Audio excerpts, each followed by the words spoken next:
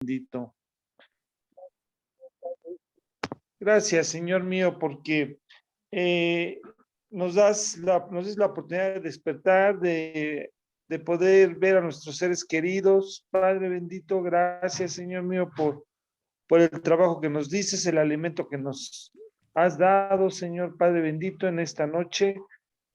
Quiero pedirte y quiero agradecerte por las vidas de cada uno de los que estamos aquí presentes, Señor, y por todo el grupo en especial, Señor mío, que nos sigas dando la fortaleza, la sabiduría, la inteligencia, el amor hacia ti, Señor Padre bendito, que seamos fieles, Señor mío, por medio de nuestro Señor Jesucristo, Señor mío. Que no se nos olvide, Padre bendito, que tú mandaste a tu Hijo Jesucristo a morir por mí y por todos los pecadores, Señor Padre bendito, que solamente por Él llegamos a ti, Señor mío.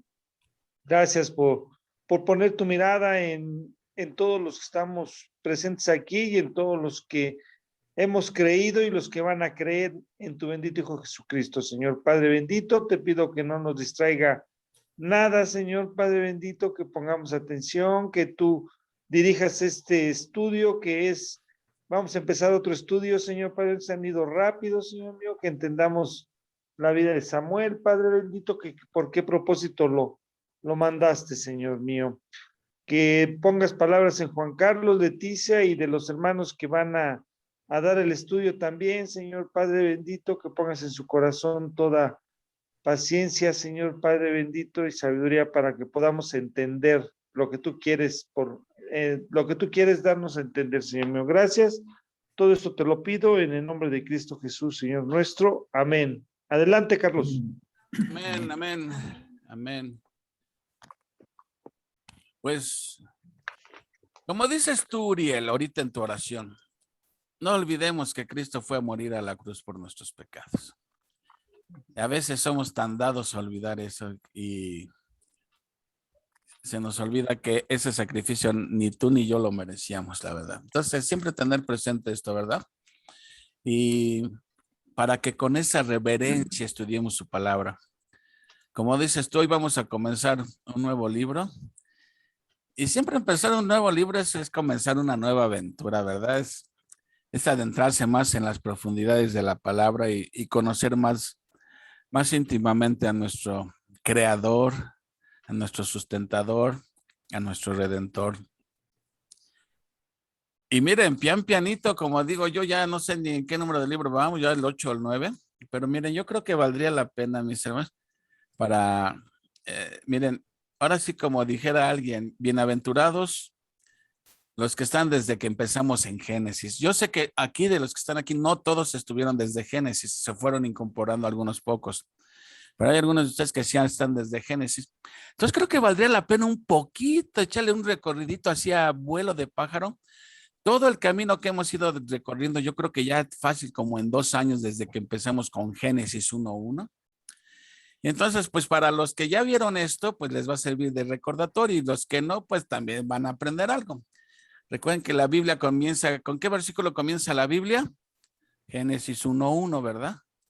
Y Génesis 1:1 dice en hebreo, ay, ayúdame, hermanito, es Bereshit bara Elohim. Bereshit bara Elohim. En el principio creó Dios, ¿verdad? Eso, Dios creó en el principio los cielos y la tierra. Habíamos dicho que este versículo, bueno, yo le puse la puerta de la fe. Porque si tú crees el versículo Génesis 1:1, no tienes problemas en creer todo lo que resta de la Biblia. Pero si tienes problemas en creer Génesis 1:1, vas a tener problemas en creer lo que sigue. Porque Génesis 1:1 te habla de un Dios omnipotente, omnisciente, grandioso, majestuoso, que en el principio creó Dios los cielos y la tierra. Y esa palabra creó, en hebreo es bara, la idea es de creó de la nada, no de algo que ya existiera, sino creó de la nada. Bueno, así que así comienza la Biblia, así comenzamos nuestro estudio de las Escrituras, con los 6 días de la creación y el 7º día, pues ya Dios reposó, no porque estuviera cansado, ¿verdad? Entonces, espérenme, ya se me movió. Ahí está, espérenme. Después de que Dios creó, hizo su creación, creó al hombre y todo, pues vino lo que se llama la caída, ¿verdad? Adán y Eva pues pecaron y le dieron al traste a todo lo que Dios había hecho bueno. La caída le dio al traste a todo. Vino la caída, entró la maldición, ¿sí? Por eso este mundo está como está, a causa de la maldición que entró junto con el pecado. Pero junto con la maldición entró también una promesa de Génesis 3:15, donde Dios promete un redentor, alguien que iba a venir a arreglar todo lo que Satanás desarregló y el pecado ocasionó. Y desde Génesis 3:15 está, desde ahí, Génesis 3:15 está hablando de Jesucristo. ¿Sí? El protoevangelio, exactamente. Entonces, junto con la caída viene la maldición, pero al mismo tiempo la promesa. Vemos como la línea roja, acuérdense que les dije que es la línea genealógica por la que va a venir ese redentor prometido. Entonces ahí vemos como Adán y Eva tienen dos hijos, Caín y Abel. Caín, pues ya entró el pecado en el mundo, se convierte en el primer asesino de la historia humana y mata a su hermano, ¿verdad? Abel. Pero ni Caín ni Satanás van a alterar los planes de Dios. Y entonces Dios les manda a Adán y Eva otro hijo que se llama Set. Y recordemos que Adán y Eva tuvieron hijos e hijas, dice la palabra. Y por la línea de Set vamos a ir avanzando poco a poco hasta que llegamos a la historia de Noé y el arca. Todo eso vemos que como aquí hubo un juicio de Dios. ¿Sí? La gente ya estaba tan corrompida que Dios decidió exterminar a todos y solamente por gracia salvó a Noé, su esposa, sus 3 hijos y sus 3 nueras. 8 personas entraron al arca nada más. Termina el diluvio, llega Noé, sale Noé, sus 3 hijos, y con estos 3 hijos se va a poblar otra vez el mundo. Cam, Sem y Jafet. Por la línea roja, que es la línea, la genealogía de Jesús, por ahí va a venir Jesucristo. Bueno, lo que debe haber sido un escarmiento para la humanidad, pues para nada, siguieron corrompiéndose y todo, y no seguían, para variar, seguían sus propios deseos, no obedecían a Dios. La orden de Dios fue multiplicaos y esparcirse por toda la tierra, repoblar la tierra. ¿Qué dijeron ellos? No, pues yo aquí me quedo, dijeron, y decidieron quedarse ahí y construir una torre, ¿no? El monumento al orgullo humano. No importa lo que Dios diga, aquí es lo que el orgullo diga, el orgullo humano. Y entonces Dios decidió nuevamente emitir juicio y les destruyó su torrecita, así de un soplido les tumba su torre y les confunde las lenguas, ¿sí? Para que ahora sí que cada quien se juntaba con a quien le entendía, y así fue como Dios los hizo esparcirse. Bueno, después, espérenme, ahí está. Así van pasando los años y llegamos a la historia de Abraham. Dios llama a Abraham de Ur de los Caldeos. Estoy repasando, mis amigos. Yo sé que esto ya se lo saben de memoria, pero estoy repasando. Dios llama a Abraham de Ur de los Caldeos, lo que actualmente es Irak. De ahí saca Dios a Abraham de una tierra idólatra, ¿sí? Y ahí lo saca Dios a Abraham y le hace promesas y por gracia también, no porque Abraham fuera muy bueno, fue por gracia también, ¿no? Pero Dios se proponía a través de Abraham, del linaje de Abraham, cumplir la promesa del Mesías. Y ustedes recordarán la historia de Abraham, cómo no podía tener hijos, ya era viejo. Finalmente tiene un hijo que se llama Isaac. Recordarán Génesis 22, cuando Dios le pide que lo sacrifique y bueno, a la mera hora el ángel detiene la mano de Abraham, ¿sí?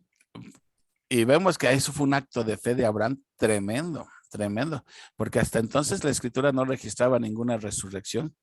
Y él sabía por fe que si Dios dijo que con ese Isaac, con ese chamaco iba a tener muchedumbre de descendencia, pues él dice, pues lo va a sacrificar, pero Dios sabrá qué va a hacer, ¿no? Bueno, después de Isaac nacen los 2 gemelitos, Jacob y Esaú. ¿Recuerdan ustedes? Y Jacob, que después su nombre es cambiado a Israel, ¿sí? Y Dios, de los 2 gemelos, el primogénito cronológicamente era Esaú, fue el hijo mayor del que nació primero. Sin embargo, Dios escoge a Jacob. Ahí vemos la elección de Dios. Y los eligió desde antes que nacieran para que nadie dijera que fue porque uno era más bueno que el otro, ni nada, ¿sí? Bueno, entonces la historia continúa a través de Jacob, ¿sí? Y Jacob tiene 12 hijos, ¿se acordarán? Vean cómo va la línea mesiánica. De los 12 hijos que tiene Jacob, de la línea mesiánica iba a pasar por Judá. De Judá iba a venir el descendiente, el león de la tribu de Judá. Bueno, ustedes recordarán, por ahí andamos Génesis 37, se los llevan, bueno, no se los llevan. Los hermanos venden a José, ¿sí? A Egipto, pero vemos la providencia de Dios. Porque Egipto, finalmente iba a tener muchas cosechas gracias a los sueños que tuvo José. Estaba ahí palanca con el faraón y todo. Y total, terminan la familia de Jacob, sus hijos, yendo a Egipto. ¿Por qué? Por causa del hambre, ¿sí? No había alimentos en la tierra de Canaán y terminan en Egipto porque allá sí había mucho grano gracias a José. Y llegan a Egipto. Pero lo que comenzó con un viaje placentero, con todos los honores de 5 estrellas, pues finalmente terminan siendo esclavos en Egipto. Y Dios se lo había adelantado a Abraham. Dice, tu descendencia será esclavizada.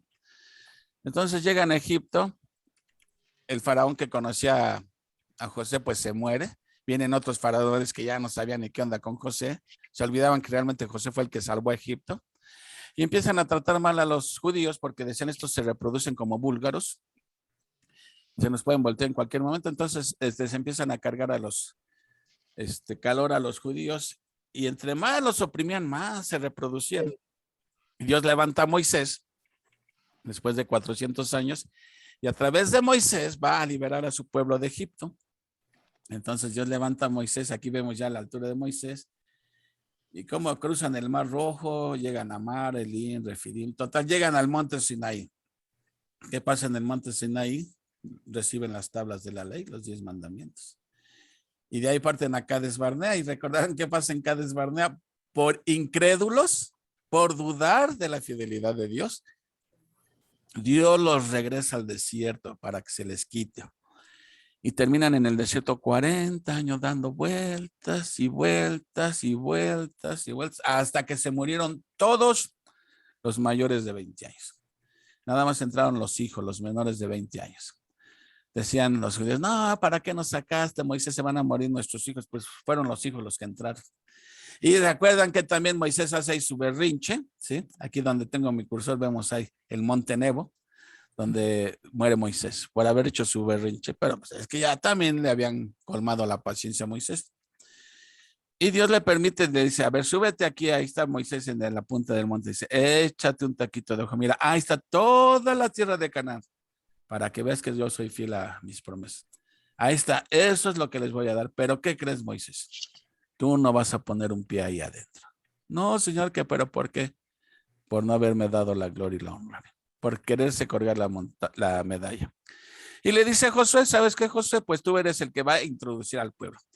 Y ya aquí entra en la historia Josué, que lo vimos ahí en el libro de Josué. José es quien cruza al pueblo, ¿sí? Y vemos la época de la conquista. Conquistan finalmente la tierra, pero a medias, porque no obedecen totalmente a Dios de expulsar a todos los que estaban ahí. No, entran en componendas, en arreglos y todo. ¿Y para qué los expulsamos? Mejor los hacemos tributarios. Y eso lo vimos en el libro de Josué. Y después viene la época de los jueces, justo la que acabamos de ver hace poquito. Muere Josué y se quedan como perros sin dueño. Y cada quien hacía lo que quería. Al no haber ya un líder, cada quien en el pueblo empezó a hacer lo que se le daba la gana. Y eso es lo que caracteriza el periodo de los jueces. Un periodo de 350 años aprox, donde cada quien hacía lo que quería. Ahí vimos la historia de Otoniel, de Ahod, de Gedeón, Sansón, todos esos jueces que vimos hace poquito, ¿sí? El periodo donde, la época más oscura de Israel, donde ya no podían caer más bajo en cuanto a nivel espiritual, ya estaban recuerden lo que le pasó a la esposa de Levita, cómo la violan toda la noche, Levita la descuartiza y bueno, historias de horror. Así estaba el pueblo, ¿sí? Y vimos también hace poquito que dentro de tanta oscuridad había alguien que sí tenía temor a Dios y obedecía, y vimos el libro de Ruth, ¿sí? El libro de Ruth lo vimos, ¿sí? Una historia de amor donde entendimos perfectamente lo que es la redención. Lo que hizo vos por Ruth es lo que hizo el Señor Jesucristo por nosotros. Y ahora después de los jueces que estábamos aquí, ahora sigue la monarquía, el primer rey Saúl, David y Salomón. Ok, pues ahora vamos a empezar un libro que es la transición, ¿sí? Este libro de Samuel, hagan de cuenta, está narrando este espacio que hay aquí entre los jueces y la monarquía. Así que eso es lo que vamos a ver. Entonces ya lo que va a seguir, vamos a ver la transición y después vamos a ver los personajes principales del libro de Samuel, que es Samuel, Saúl y David. Ya Salomón lo vamos a ver hasta que lleguemos al libro de Reyes y luego vamos a ver cómo pues el pueblo no obedece, se divide, ¿sí? Pero nada va a cambiar el plan de Dios. Aquí continúa la línea genealógica, se lo llevan a Babilonia 70 años Nabucodonosor, al reino del norte lo conquista Asiria y después regresa, es el regreso del exilio, ¿no? Ahí cuando llegamos a Nehemías, Esdras y Zorobabel, es cuando el pueblo regresa otra vez y ya después entraremos al Nuevo Testamento. Bueno, mis hermanos, eso fue a breve abuelo de pájaro lo que hemos venido recorriendo en estos. Es fascinante cómo uno va agarrando contexto de la historia bíblica, ¿no? Entonces, así nos podemos ubicar con este mapita, que algunos de ustedes lo tienen, porque algunos me lo pidieron, tienen ese mapa que ayuda a ubicarnos cronológicamente en la línea del tiempo. Y hoy vamos a comenzar, si Dios nos ayuda y con su gracia, el primer libro de Samuel. Así que déjenme ver aquí que les pongo esto. Buenas noches. Buenas noches, Manuelita. Welcome. Bueno, vamos a ver desde el primer libro de Samuel. Ahí está ya. Bueno.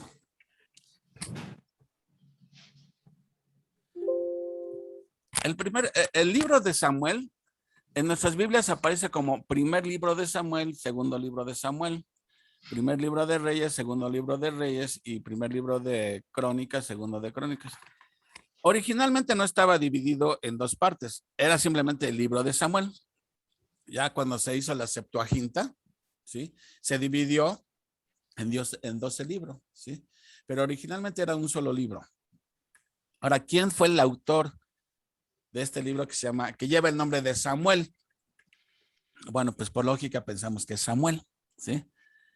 Pero hay un problemita, que a partir del capítulo 25 el libro nos narra la muerte de Samuel y el libro continúa describiendo hechos. Entonces, ¿qué podemos llegar? ¿A qué conclusión llegamos? Algo como lo que pasa en el libro de Deuteronomio, que lo escribe Moisés, y luego en el último capítulo Moisés narra su propia muerte. ¿Cómo llegamos a eso? ¿Cómo está eso? ¿Alguien escribe su propia muerte? No es posible, sería absurdo. Alguien continuó con la escritura. Se cree que Josué termina el libro de Deuteronomio y narra la muerte de Moisés. Bueno, pues aquí tuvo que haber sido algo similar. En la primera parte, pues podemos decir que la escribió Samuel, pero después de que el libro dice que murió, alguien continuó. Y algunos creen que fue Natán y Gad los que continuaron escribiendo este libro. A ciencia cierta no se sabe con certeza así. Eso es lo que se cree. Ahora, si no se sabe con certeza quiénes son los autores, pues tampoco se sabe con certeza la fecha exacta. Se cree que tuvo que haber sido por ahí del año 1000 antes de Cristo, porque el libro no narra para nada la conquista que hicieron los asirios sobre Israel. Entonces, la conquista fue en el año 700 y tanto. Entonces, si no narra esto, tuvo que haber sido antes. Entonces, y lo que les decía, aquí vamos a ver tres grandes personajes importantísimos. Samuel, que es el último de los jueces y el primer profeta en esta etapa, ¿sí? Ok. Saúl. Vamos a ver la vida de Saúl y la fascinante vida de David. ¿Quién nos recuerda las historias de David cuando pelea contra Goliat? El amor que tuvo David por Jonatán, cómo David ayuda a Mefiboset, que fue hijo de Jonatán, ¿sí?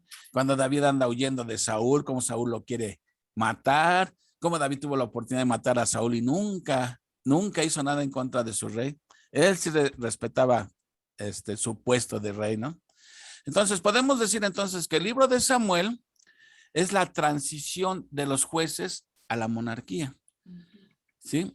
Ya durante los jueces se supone que era Dios quien gobernaba, era una teocracia. Ahora ellos ya no quieren teocracia, ¿sí? Ahora quieren tener reyes como las demás naciones, o sea, están desechando a Dios. Ya quieren tener un rey humano como las demás naciones. Pero Dios no quería darle rey humano porque siempre terminaban idolatrando al rey. Pero estaban necios y le decían a Samuel, queremos rey. Entonces Dios le autoriza a Samuel, dale rey, órale, eso quieren, eso tendrán. Y así es como comienza la monarquía. Y el primer el rey que va a existir es el rey Saúl. Y ya llegaremos a la historia de Saúl. Mientras tanto, primero vamos a ver al primer personaje que es Samuel. Y vamos ahora sí a agarrar en sus Biblias, mis hermanos, al capítulo 1 de Samuel, porque el libro comienza presentándonos a los personajes. Y el primer personaje que nos va a presentar es a Samuel y la familia de Samuel. Así que vamos a ir, si ya tienen sus Biblias, mis hermanos, que aquí está prohibido estar sin Biblia, ¿eh? Dice así, en el capítulo 1:1 dice, vamos a ver primero la familia de Samuel. Hubo un varón de Ramataim, de Sofim, del monte de Efraín, que se llamaba Elcana, hijo de Jeroham, hijo de Liu, hijo de Tohu, hijo de Suf, Efrateo. ¿Sí? Ahí nos está diciendo cómo se llamaba el papá de Samuel. Elcana, ¿sí? Y tenía 2 mujeres, nos dice el versículo 2. Tenía 2 mujeres. Y siempre, mis hermanos, siempre que alguien tiene 2 mujeres, siempre va a haber problemas, siempre, ¿sí? Imagínate, si con 2 tienes problemas, los que tienen varias, la poligamia, porque aquí era un caso de bigamia, pero los que son polígamos, imagínate cuántos problemas no tienen. Entonces, aquí nos dice que Elcana tenía 2 mujeres. El nombre de uno era Ana, que quiere decir en hebreo, ¿cómo le pide? Agraciada o gracia. Gracias. Esa era su esposa, su primera esposa, ¿sí? Y la otra se llamaba Penina. Y de acuerdo a lo que le dimos, tenía perla o piedra, algo así, ¿verdad? Piedra preciosa. Ok, ahí están las 2 mujercitas. Ana, ¿sí? Que era la esposa 1, digamos, y Penina, que era, pues era esposa también, ¿sí? Pero era la segunda esposa. Y todos los años, aquel varón, ¿quién varón? Elcana, el papá de Samuel, subía de su ciudad para adorar y para ofrecer sacrificios a Jehová de los ejércitos en Silo. En ese entonces el tabernáculo estaba en Silo, no estaba todavía en Belén. Donde estaban 2 hijos de Eli. ¿Quién es Eli? Eli es el sumo sacerdote. Y tenía 2 hijos, Ofni y Fines, sacerdotes de Jehová. Y cuando llegaba el día en que Elcana ofrecía sacrificio, daba a Penina su mujer, a todos sus hijos y a todas sus hijas, a cada uno su parte. Si nos dice que hijos e hijas, quiere decir que con Penina tuvo varios hijos, tanto hombres como mujeres. Pero con Ana, con su primera esposa, no tuvo nunca ningún hijo. Bueno, hasta este momento no tiene hijos, ¿sí? Entonces, cuando subían a hacer sacrificio, le daba a Penina y a todos sus hijos su parte. Pero a Ana le daba una parte escogida porque amaba a Ana. No se sabe muy bien si cuando dice una parte escogida, aquí sí que era la mejor parte del animal sacrificado, como decía, o que le daba doble porción. Puede ser que le daba doble porción porque era la mujer a la que amaba, aunque no le daba hijos, o que le decía, mira, tú, Anita, llévate un tibón, para ti es lo mejor, o un New York Cut o algo así, ¿no? ¿Le daba la mejor parte o le daba doble porción? No lo sabemos con exactitud. ¿Y por qué razón lo hacía? Porque lo amaba, aquí nos dice el texto, porque amaba a Ana, aunque Jehová no le había concedido tener hijos. Esta frase es importante. Si dice, porque Jehová no le había concedido tener hijos, esto quiere decir que los hijos son un regalo de Dios, ¿sí? No es obra de la casualidad, ni suerte biológica, ni nada. Dios determina a quién le da hijos y a quién no le da hijos. Porque aquí la frase es clara, porque Dios no le había concedido tener hijos, ¿sí? Ok, entonces ahí está la situación, miren. Tiene 2 mujeres, la primera a la que ama no le da hijos y la segunda le da titipuchal de hijos. Y esto va a traer problemas, obviamente. Siempre donde hay bigamia va a haber problemas, ¿sí? Entonces, cuando ofrecían sacrificios, pues les daba a todos los hijos y a Penina les daba su parte, aunque a Ana le daba una parte selecta, ¿sí? Pero ¿qué hacía Penina?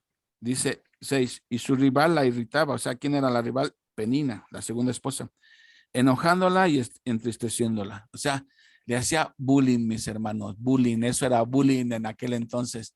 Se burlaba de ella a grado tal que la hacía enojar.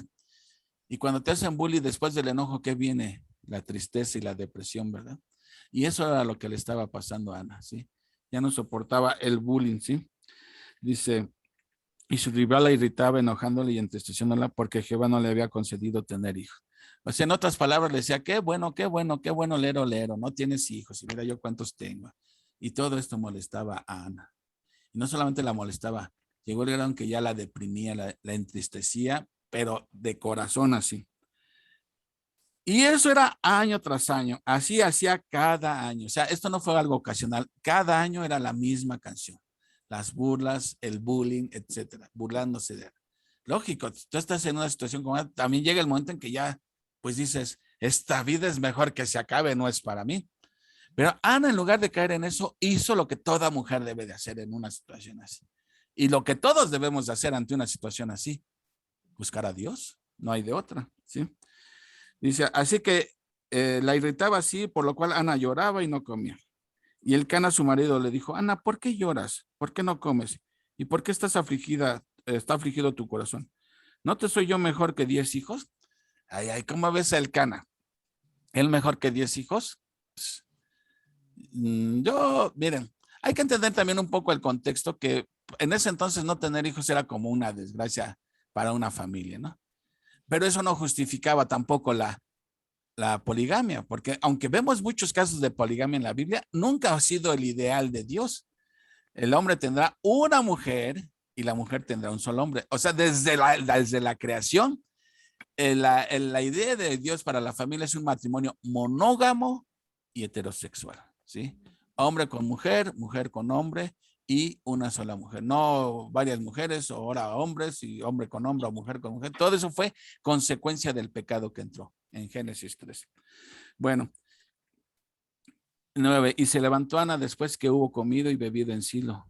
Y mientras el sacerdote Elí estaba sentado en una silla junto a un pilar del templo, miren aquí en esta escena le pongo aquí está Elí, el sacerdote, y acá está Ana, ¿sí? Dice, ella en el versículo 10, ella con amargura de alma oró a Jehová y lloró abundantemente. Ante una situación humanamente imposible, hay que recurrir al Dios de los imposibles. Y eso fue lo que hizo Ana, buscar a Dios. Y si alguien la podía ayudar era solamente Dios. No fue ver al ginecólogo, tratamiento ni nada. Es Dios quien le podía resolver esa situación. Es el que abre la matriz exactamente y la sucursal también, ¿no? Ok. Y lloró abundantemente. 11. E hizo voto diciendo, Jehová de los ejércitos, si te dignares mirar la aflicción de tu sierva y te acordares de mí y no te olvidares de tu sierva, sino que dieras a tu sierva un hijo varón. Fíjate, pidió un hijo y además varón, ¿sí? Varoncito. Cuando vamos a pedir a Dios, tú pide. Para Dios no hay limitantes. Si quieres pedirlo de ojo azul, pídelo. Dios te lo puede conceder. Ok. Si te acordares, Sí. no te olvidares de tu sierva, sino que dieras a un hijo varón. Yo lo dedicaré a Jehová todos los días de su vida y no pasará navaja sobre su cabeza. A mí me llama esta atención de lo que dice aquí Ana. Si me concedes, ¿sí? Pero le está pidiendo con tal humildad, no exigiendo. Si Dios se dignare a mirarla, ¿sí? ¿Sí? Con toda humildad está suplicando eso, ¿sí? ¿Cómo se debe pedirle a Dios? Con acción de súplica, no exigiéndole a Dios. Yo le exijo a Dios. Nada, eso no entra aquí. Dice, yo lo dedicaré a Jehová todos los días de su vida. Finalmente, mis hermanos, miren, pensemos una cosa. El Salmo 127 dice, herencia de Dios son los hijos. O sea, tener un hijo es una bendición de Dios. Lo veamos por donde lo vemos. Tal vez no todas las madres los vean así. Para algunas madres a lo mejor son cargas, ¿sí? Pero la Biblia dice que un hijo es una herencia de Dios. Y entonces, nuestro deber como padres, y aquí es donde fallamos los padres, es, ¿qué hizo Ana? Dice, te lo voy a devolver. Dame un hijo y yo te lo voy a devolver. Pues eso en cierta manera es lo que debemos hacer nosotros como padres. Dios nos da los hijos y tenemos que devolvérselos a Dios. ¿Cómo? Inculcándoles el temor a Dios, que sean temerosos de Dios. Si no, no los estamos regresando a Dios, ¿me entienden? Entonces aquí hay una enseñanza para nosotros, ¿sí? Donde pues tristemente fallamos, digo, porque pues a veces ni siquiera sabemos lo que Dios dice al respecto. A veces los hijos ya son rebeldes, como vamos a ver el caso de los hijos de Elí, ¿sí? Pero finalmente esa debe de ser la labor de los padres, regresarle los hijos a Dios que aprendan a temer a Dios y a servir a Dios, ¿sí? No tanto, a veces nos enfocamos mucho y no es malo, no es malo, que nos enfocamos mucho en que queremos que sean universitarios, que queremos que sean hombres exitosos en los negocios, ¿no? Pero nos estamos olvidando de lo que Dios ha pedido de nosotros, que sean hombres piadosos. Exactamente, es bien importante esto que se le miren. Todos soñamos que nuestros hijos sean profesionistas, y todo, pero veamos las cosas con lentes bíblicos. Prefiero tener un hijo que no sea profesionista, pero que se va a ir al cielo, a tener al más erudito de los médicos, de ingenieros, y se va a ir al infierno. O sea, una cosa no está peleada con la otra, pero ante todo debemos de inculcar el temor a Dios en nuestros hijos, ¿sí? Porque ¿de qué nos sirve que fuera un brillante Albert Einstein si se va a ir al infierno? ¿No? Me explico, mis hermanos. Siempre debemos de pensar cómo regresarle a nuestros hijos a Dios. ¿Que es fácil? Claro que no es fácil. Y los que somos padres lo sabemos que no es fácil. Son luchas de cada día. Pero pues hagamos nuestra parte y Dios hará su parte. Digo, porque finalmente llega la edad en que los hijos también ya son responsables y van a obedecer o no a Dios. Pero nosotros no hacemos nuestra parte. Bueno, dice, yo lo dedicaré a Jehová todos los días de su vida y no pasará navaja sobre su cabeza. Estaba haciendo, fíjense, un caso donde los votos nazareos normalmente eran voluntarios. Pues aquí Ana, la mamá, está decidiendo por Samuel que él va a ser un nazareo, ¿sí? Dedicado íntegramente a Dios, ¿sí? Entonces, cuando decimos de regresarle a los hijos a Dios, no estoy diciendo que tu hijo tiene que ser misionero a fuerza. No, simplemente él puede ser un gran profesionista, pero un hombre temeroso de Dios. Ok. Versículo 12, mientras ella oraba largamente delante de Jehová, fíjense, largamente, o sea que no fue una oración express, fue y derramó ahí su corazón por largo tiempo. Eli le estaba observando. ¿Quién es Eli? El sumo sacerdote. Le estaba observando la boca de ella. Pero Ana hablaba en su corazón y solamente se movían sus labios. Y su voz no se oía. Y Eli la tuvo, ¿por qué? Porque andaba borracha, ¿verdad? Dice, la tuvo por ebria, ¿sí? Entonces le dijo Elí, ¿hasta cuándo estarás ebria? Digiere tu vino. Y Ana le respondió diciendo, no, señor mío, yo soy una mujer atribulada en espíritu. No he bebido vino ni sidra, sino que he derramado mi alma delante de Jehová. No tengas a tu sierva por una mujer impía. O sea, no pienses que soy borracha ni nada. Estoy orando a Dios, pidiéndole de todo corazón. Dice, porque la magnitud de mis congojas y de mi aflicción he hablado hasta ahora. 17, Elí respondió y dijo, ve en paz y el Dios de Israel te otorgue la petición que has hecho. Y ella dijo, haya tu sierva gracia delante de tus ojos, como diciendo, ay, que tu boca sea de profeta, que se me haga. Y se fue la mujer por su camino y comió y no estuvo más triste. Ya, comió, no estuvo más triste. ¿Por qué? Porque dejó su carga ahí en el Señor. Y cuando dejamos las cargas en el Señor, no hay por qué estar ya pesadumbrado. Ya hicimos lo que teníamos que hacer. Pedirle al Señor y descansar en eso. Y eso fue lo que hizo Ana. ¿Sí? Ya fue, comió y ya no estuvo más triste. Al otro día dice, y levantándose de mañana, adoraron delante de Jehová y volvieron y fueron a su casa en Ramá. Y el Cana se llegó a Ana, su mujer, o sea, llegó y tuvo relaciones con ella. Y Jehová se acordó de ella. Dios dando respuesta. Aconteció que al cumplirse el tiempo, después de haber concebido, Ana dio luz a un hijo y le puso por nombre Samuel, diciendo, por cuanto lo pedía Jehová. Dios contestó la oración de Ana, ¿sí? Una mujer estéril ya por años, como para Dios no hay imposible. Y Dios le concede al chamaco Samuelito. Que Samuel, por lo que nos dice aquí, fue cuanto lo pedía Jehová. O sea que Samuel, por lo que leí, dice que pedido a Jehová es lo que significa el nombre de Samuel. Acuérdense que la frase, el prefijo él, ¿sí? O la sílaba él siempre se refiere a Elohim, a Dios, ¿sí? Entonces, pedido a Dios es lo que significa Samuel. Bueno, pues ya nació Samuelito, ahora sí, mis hermanos, ya va a cambiar la historia. Después subió el varón del Cana con toda su familia para ofrecer a Jehová el sacrificio acostumbrado y su voto. O sea, ya vino otro año más, nuevamente iban a presentar sacrificios al templo. Bueno, no, al templo no había templo, al tabernáculo. Pero Ana no subió, sino dijo a su marido, yo no subiré hasta que el niño sea destetado. Normalmente la edad en que los destetaban eran como a los 3 años, ¿sí? Sí, más o menos era la edad promedio. Yo no subiré hasta que el niño sea destetado para que lo lleve y sea presentado delante de Jehová y se quede allá para siempre. Ana no se olvidó de su promesa. Qué fácil es prometer y cuando viene la hora de cumplir, hacerse ahí de la vista gorda, hacerse el oxiso. Pero Ana tenía muy presente esto. ¿Por qué? Porque sabía que si no cumplía su promesa, pues Dios con la mano en la cintura se lo quitaba. Y como es en otras porciones de la escritura que dice, mejor no prometas a Dios, ¿sí? A que le prometas y no cumplas. Así que cuidado cuando prometemos algo a Dios. Dice 23. Y Elcana su marido le respondió, haz lo que bien te parezca. Quédate hasta que lo destetes, solamente que cumpla Jehová su palabra. Y se quedó la mujer y crió a su hijo hasta que lo destetó.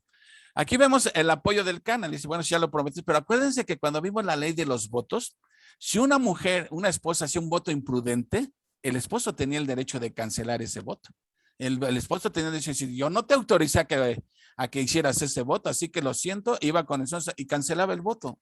Así eran las leyes de los votos, acuérdense cuando lo vimos, ¿sí? Pero aquí Elcana la apoya y dice, está bien, lo prometiste, pues adelante, ¿sí? El 24, después que lo hubo destetado, lo llevó consigo con 3 becerros, una efa de harina y una vasija de vino, y lo trajo a la casa de Jehová en Silo. Y el niño era pequeño. Y matando al becerro, trajeron el niño a Elí, y ella dijo, oh Señor mío, vive tu alma, Señor mío. Yo soy aquella mujer que estuve aquí junto a ti orando a Jehová. ¿Te acuerdas, Elí, que hasta pensabas que yo andaba medio tomadita? Pues no andaba tomadita. Ya viste que Dios me concedió lo que le pedí. Bueno, yo prometí que lo iba a entregar aquí, a ti, y aquí está el chamaco, 3 años para que se dedique enteramente a Dios. Dice, ¿dónde me quedé? 27, por este niño oraba y Jehová me dio lo que le pedí. Yo pues lo dedico también a Jehová, todos los días que viva será de Jehová, y adoró allí a Jehová. Aquí vemos cómo es que aparece Samuel en la escena, ¿sí? Por la gracia de Dios, de una madre estéril, ¿sí? Lo mismo como había pasado con Sara, se repite aquí nuevamente. ¿Ven cómo para Dios no hay imposibles? A veces pensamos que Dios no puede hacer grandes y maravillosas cosas, pero aquí hay un ejemplo de cómo Dios puede, ¿no? El poder de Dios no tiene límites, definitivamente. Eso es lo que yo veo en este capítulo 1, ¿sí? Y que ante una situación adversa y difícil, hagamos lo que nos enseñó Jesús, orar al Padre, ¿sí? En el nombre de Jesús, por medio del Espíritu Santo, ¿sí? Y si está en la voluntad de Dios, Dios lo va a hacer. O sea, pedir a Dios no es un cheque en blanco, que diga a Dios, ahí está el cheque en blanco, tú nada más ponle qué quieres y te lo mando. No, acuérdense que la Biblia decía de acuerdo a su voluntad. Y aquí estuvo en la voluntad de Dios, en el plan de Dios, ¿sí? Mandar al chamaquito Samuel. Y vemos como también la fidelidad de Ana de cumplir su promesa, ¿sí? Porque a veces el hombre es muy dado a que prometemos y ya cuando obtenemos lo que pedimos, ya nos hacemos que se nos olvidó. Así que vemos aquí cómo es que llega Samuel desde niño, ¿sí? Al tabernáculo, ¿sí? A ser instruido por Elí. Elí, que era el sumo sacerdote, que tenía unos hijos que van a ver en el capítulo 2 lo contrario de Samuel. Y hablando de capítulo 2, bueno, antes de pasar al capítulo 2, bueno, ¿algún comentario hasta aquí, mis hermanos? Y si no, pasamos al capítulo 2. ¿Algún comentario, Leti? Me llama la atención, como dices tú, ¿no? Sara, Rebeca, Raquel, fueron mujeres estériles, ¿no? Pero realmente Dios tenía un propósito, que nacieran hombres de fe que Dios iba a usar grandemente para sus planes, ¿no? Y también me llamó la atención que Ana era una madre piadosa. ¿Por qué? Porque puso primero a Dios antes que ella, ¿no? También era una mujer de oración, una mujer de fe, ¿sí? Y también cumplió sus votos como le había prometido a Dios, y con eso le dio toda la gloria, toda la honra a Dios, ¿no? Que qué difícil para una madre despegarse de su hijo a los 2, 3 años, ¿no? Pero ella era una mujer de fe. Pues sí, exactamente. Y vemos con qué humildad le pidió a Dios. No que ahora hay algunos grupos que enseñan que yo no le pido a Dios que me sane, yo le exijo que me sane. Híjole, el creador dándole órdenes la criatura dándole órdenes al creador. ¿Cuándo se había visto eso? Pero bueno, ahora hay casos en que se ven. Aquí vemos con qué humildad pidió Ana y siempre sujeta a la voluntad de Dios. Y Dios honró su fe, ¿verdad? Y su humildad. Bueno, ¿algún comentario más? ¿Qué les pareció este primer capítulo de Samuel? Porque la historia es larga, mis hermanos, ¿eh? Este libro va a ser largo. No va a ser como el de Ruth. Yo, Juan Carlos, bueno, aquí también me llama la atención cómo aquí Ana lo ofrece a Jehová y recordando a Sansón cómo el ángel le dijo a su mamá que tenía que ese hijo que iba a tener, porque también era estéril, también se iba a consagrar a Dios, ¿no? O sea, aquí la diferencia es que en Sansón fue el ángel que le dijo que se iba a consagrar a Dios, iba a ser un nazareo de nacimiento, y acá con Ana, pues Ana fue la que lo ofreció voluntariamente a su hijo. Y también la diferencia entre Sansón y Samuel, pues ya la vamos a ver con Samuel, porque Sansón pues fue muy rebelde, ¿no?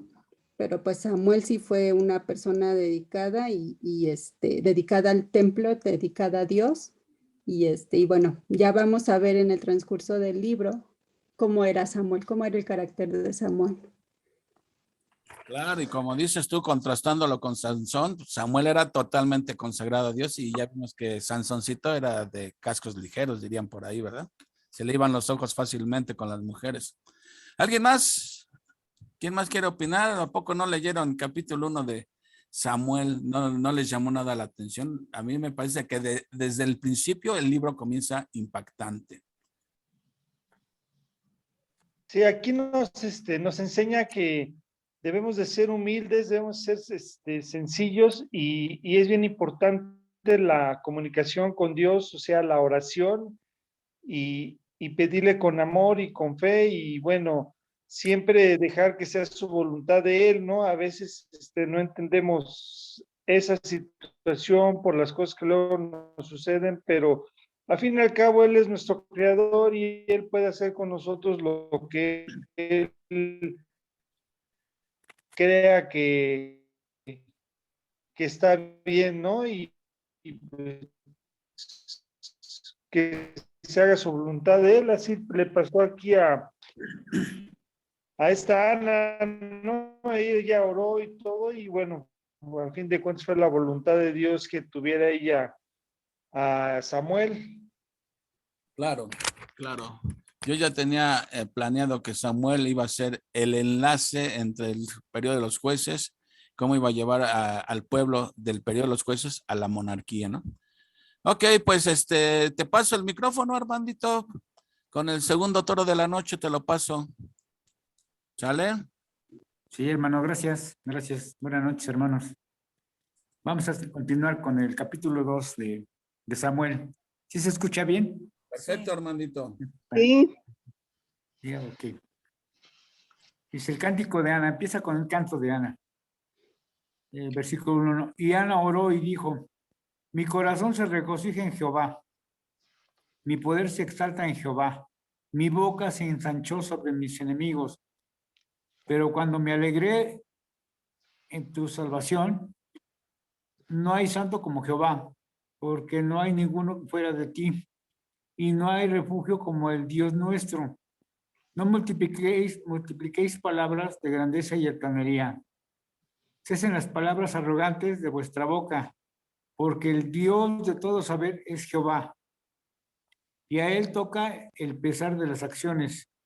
Los arcos de los fuertes fueron quebrantados, y los débiles se ciñeron de poder. Los saciados se alquilaron por pan, y los hambrientos dejaron de tener hambre.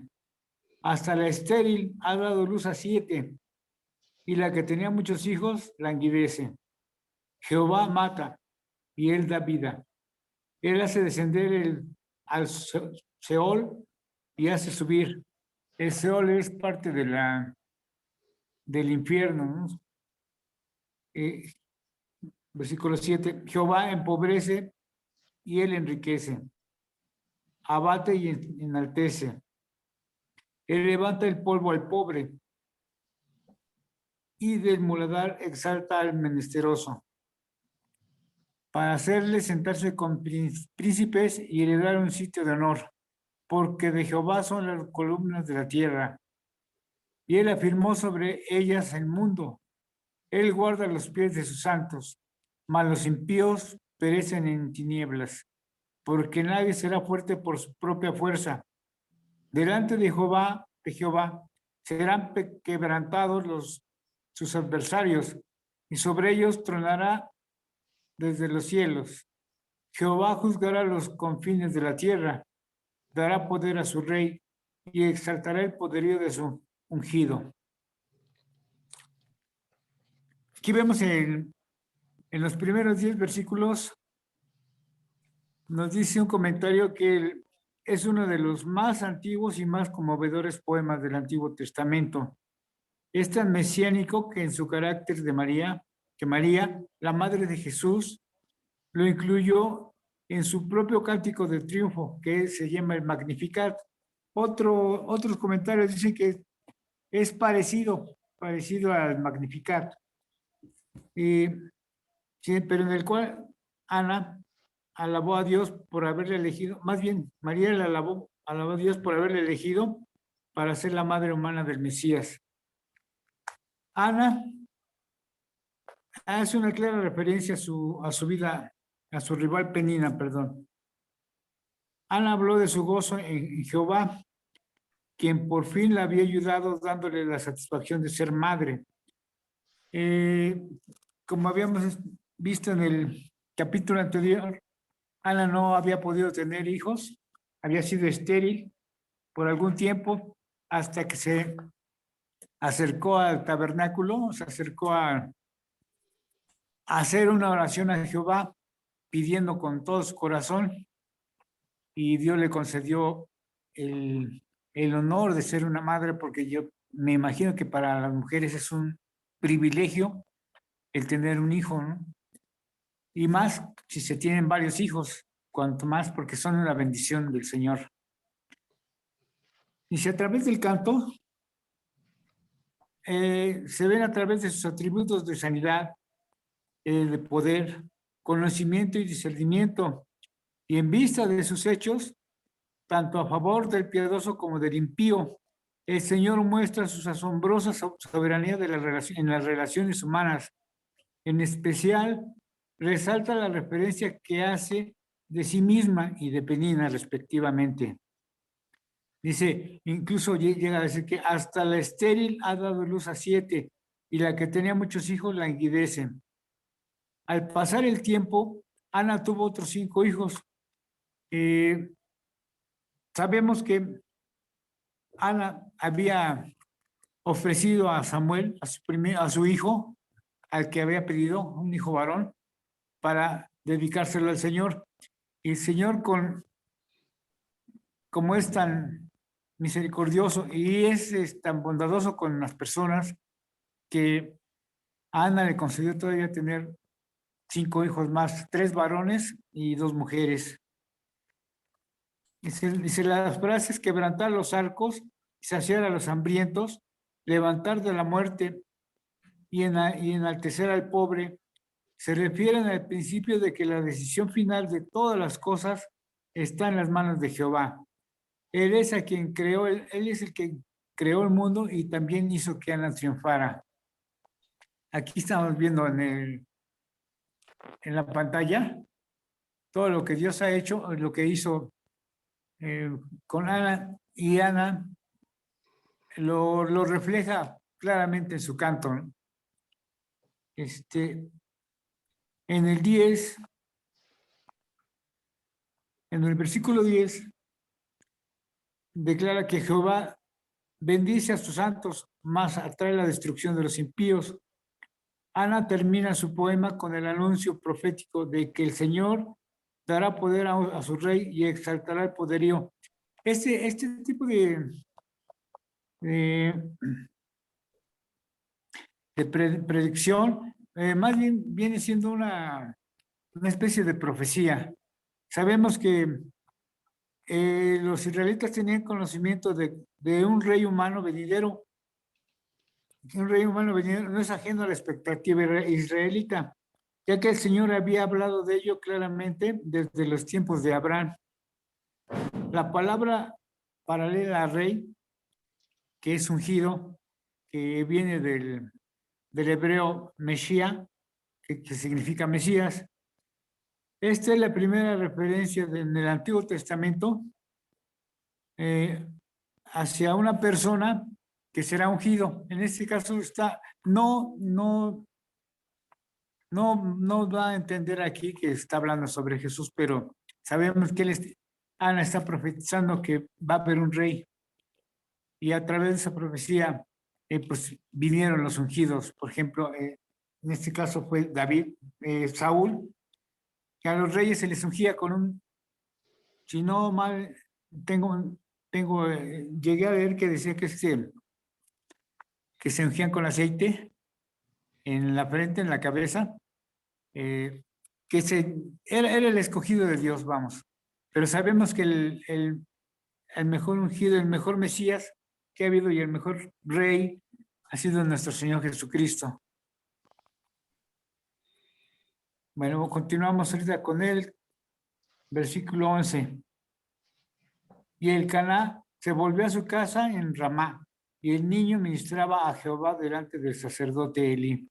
Después de que regresaron a su casa, después de que entregaron al niño, desde que Ana entregó al niño, el Caná y Ana regresan a su casa. Se queda Samuel.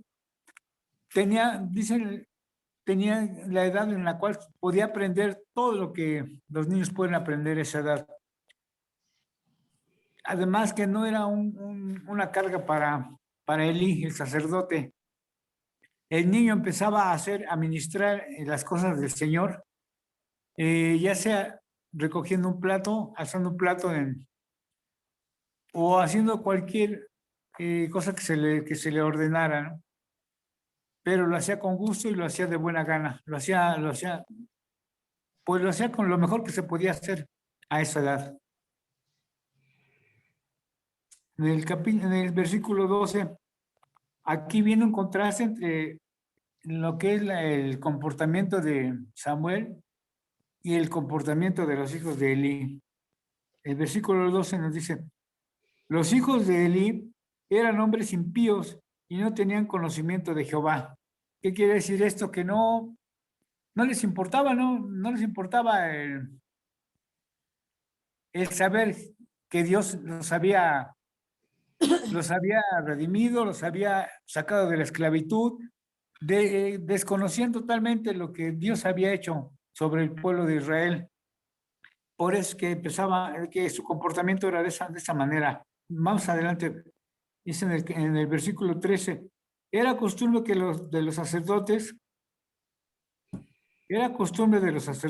con el pueblo que cuando alguno ofrecía sacrificio, venía el criado del sacerdote mientras se cocía la carne, trayendo en su mano un garfio de 3 dientes y lo metía en el perol, en la olla, en el caldero o en la marmita, y todo lo que sacaba del garfio, el sacerdote lo tomaba para sí. De esa manera, hacían que todo israelita que venía, de esa manera hacían con todo el israelita que venía a Silo. Prácticamente se apropiaron de la carne que traían las personas que iban a pagar por medio del sacrificio, se lo entregaban no a los sacerdotes, sino a los criados, pero los criados, por orden de los sacerdotes, tengo entendido que se llamaban Ofá y Fines, Ofni y Fines, escogían la carne.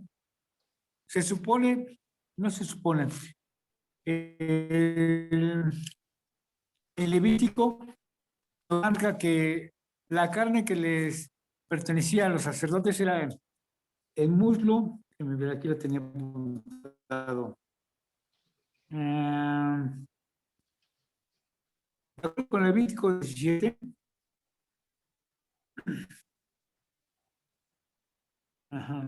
Con Levítico 7:34, la porción de los sacerdotes Era el pecho mecido y la pierna levantada, más no la espaldilla, pero ellos se quedaban con la mayor parte de todo el animal. Y así hacían, incluso hasta llegaban a venderla y hacer negocio con ella.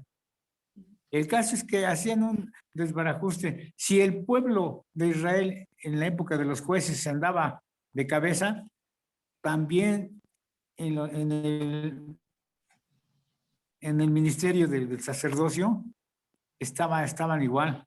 Sobre todo los hijos de Elí. Elí no tanto porque más adelante vamos a ver que Elí era honesto, era bondadoso, era recto con el Señor, pero descuidó mucho a sus hijos. En el versículo 15.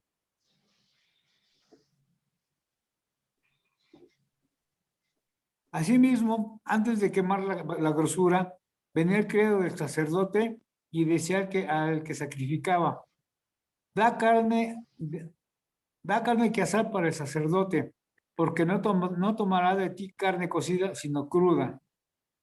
Y si el hombre le respondía, queme la grosura primero y después toma tanto como quieras, él respondía, no, sino dámela ahora mismo. De otra manera, yo la tomaré por la fuerza. Era pues muy grande delante de Jehová el pecado de los jóvenes, porque los hombres menospreciaban las ofrendas de Jehová. Es lo que estábamos viendo. Hacían lo que querían, les quitaban la carne a la fuerza y hacían las ofrendas de sacrificio con la carne que ellos querían, no como estaba estipulado en la ley de Moisés. Y si las personas reclamaban, se las arrebataban o se las robaban o se las quitaban de plano porque pues para ellos era ley. Ya una vez llegando al templo el animal para sacrificio, se apoderaban de él. En el 18, el joven Samuel ministraba en la presencia de Jehová vestido de un efod de lino y le hacía a su madre una túnica pequeña y se la traía cada año cuando subía con su marido para ofrecer el sacrificio acostumbrado. Y Elí bendijo a Elcaná y a su mujer diciendo, Jehová te dé hijos de esta mujer en lugar del que pidió a Jehová. Y se volvieron a su casa. Y visitó Jehová a Ana y a ella y concibió y dio luz a 3 hijos y 2 hijas. Y el joven Samuel crecía delante de Jehová. Se dice que cada año llevaban su sacrificio anual para ofrecerlo, ¿no? Pero también llevaban ropa, la mamá, Ana, llevaba ropa de lino o elefán cada año pues estaban al pendiente de las necesidades de Samuel. Y cada vez que iban, pues entregaban, aparte de que entregaban el sacrificio, entregaban la ropa. Se dice que Samuel, Elí, los bendijo y como había mencionado hace rato, los bendijo tan grandemente que tuvieron otros 5 hijos más, 3 varones y 2 hijas. Y nos dice aquí que el joven, ya habla aquí del joven Samuel, iba creciendo en sabiduría, en humildad, iba creciendo, era una persona honorable, era una persona con la cual tenía el conocimiento de Jehová, tenía el conocimiento de Dios. Y su comportamiento era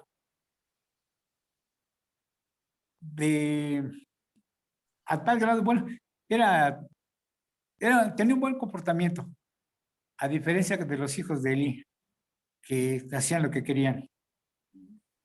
En el versículo 22, pero Elí era muy viejo y oía de todo lo que sus hijos hacían con todo Israel y cómo dormían con las mujeres que velaban a la puerta del tabernáculo de la reunión. aparte de que los hijos Fines, Ofni y Fines, se me van los nombres, se quedaban con la mayor parte de la carne, hacían lo que querían, aparte todavía hacían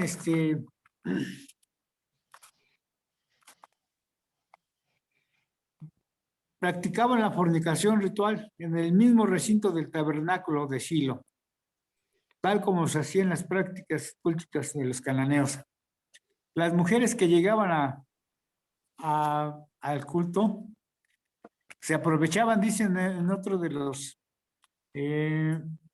comentarios, que las violaban, las llegaban a violar. Era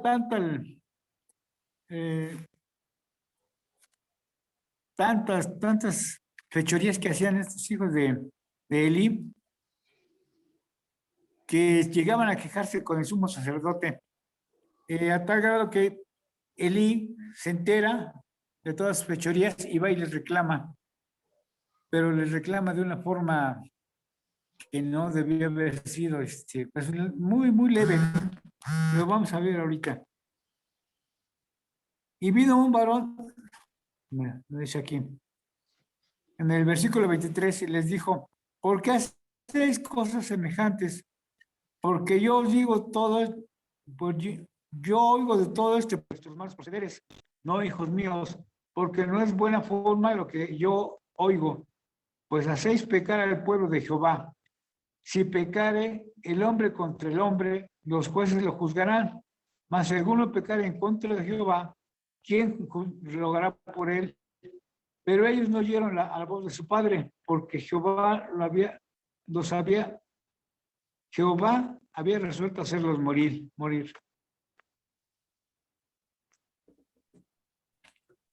Es muy triste la situación de los hijos de Eli, a tal grado que Jehová ya tenía en su mente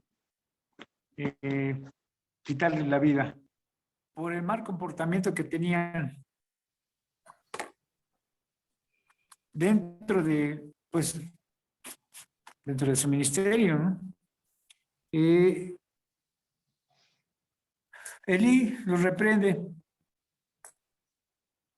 pero no, no les dice que no los hace que se corrijan. Además, ellos ni caso le hacían al pobre de Elí. Era ya tan grande, ya tenía, se dice que ya era de una edad avanzada, que no le hacían caso.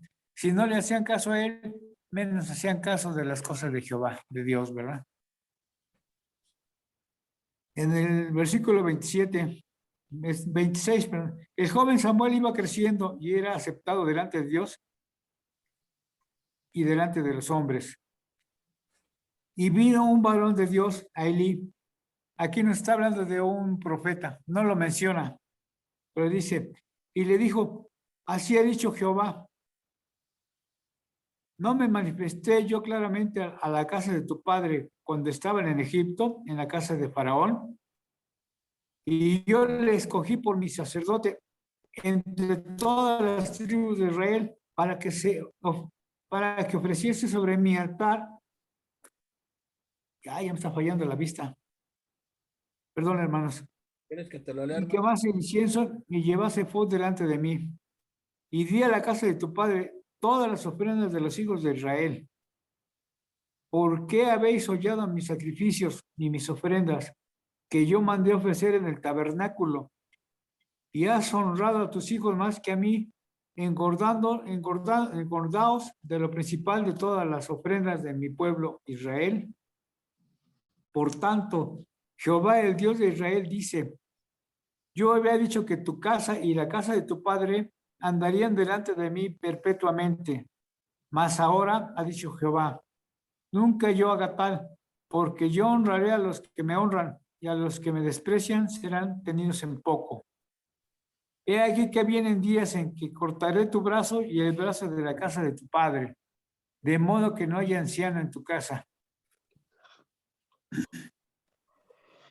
Menciona aquí que manda a un profeta, que no dice su nombre, pero va y le reclama a Elí, diciéndole de parte de Jehová, de parte de Dios, lo va a reprender por el mal comportamiento que tienen sus hijos y por el mal comportamiento que ha tenido él, porque él prácticamente es, al no corregirlos, viene siendo cómplice de ellos, a tal grado que,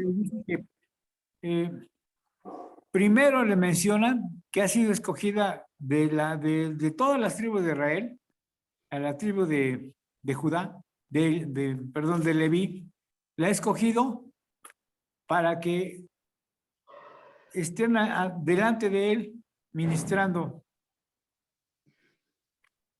Y sin embargo ellos, Elí ha menospreciado el favor que Dios les había honrado. El ser sacerdote o el ser sumo sacerdote lo habíamos visto con Aarón, que al principio pues también fungió como un buen sacerdote, y sus hijos igual. Pero aquí ya en la época de los jueces era tanta la desfachatez que tenían, que hacían lo que se les venía en gana, el cual pues Dios los reprende y le dice que por lo tanto al no llevar las cosas como deben de ser, les va a quitar ese honor que tienen de pertenecer al sacerdocio de Dios. Entonces les dice que incluso les va a causar tanto dolor a la familia de Elí, que para empezar les va a quitar el sacerdocio. Y en segunda, que ninguno de sus descendientes vivirá a edad adulta, sino que morirá en edad juvenil, por esto como castigo por haberse comportado mal delante de Dios. Incluso les menciona que sus hijos, Ofni y Fines, morirán el mismo día. Y esto lo vamos a ver más adelante en el capítulo 4, cuando mueren a través de la invasión de los filisteos. Mueren precisamente los hijos de Elí. Los matan a la espada, ¿no? Bueno, vamos en el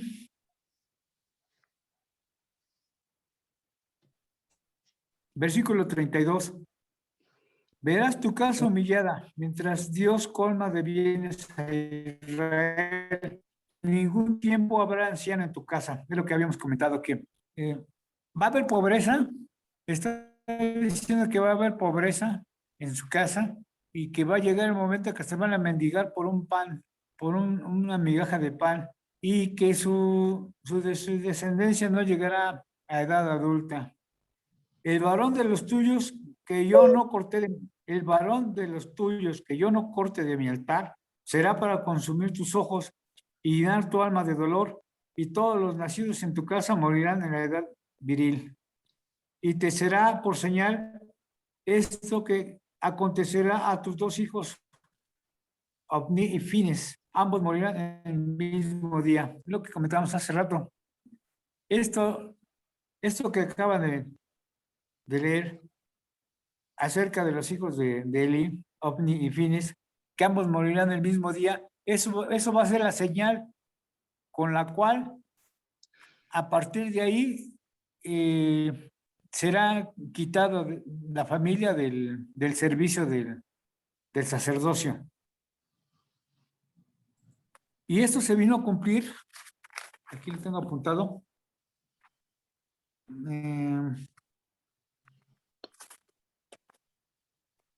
dice aquí,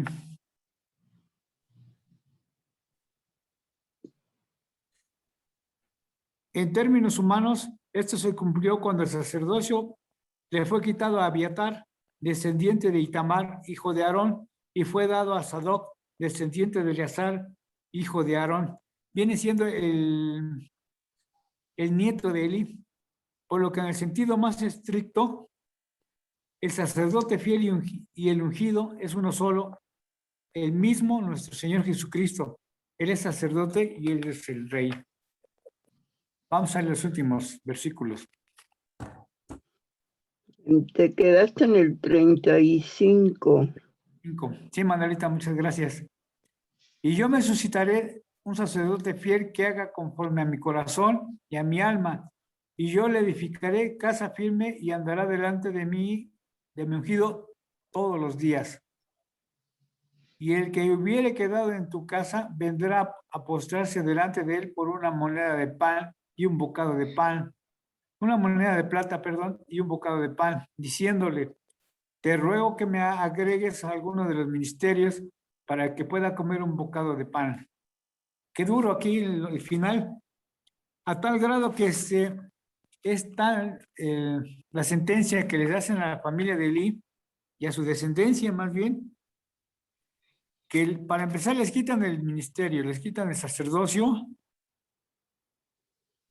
y toda su descendencia o parte de la descendencia, los que lleguen a quedar o que llegaran a quedar, iban a rogar porque les dieran parte, una porción, que les dieran, que les hicieran el favor de agregarlos dentro del ministerio, ya fuera en uno de los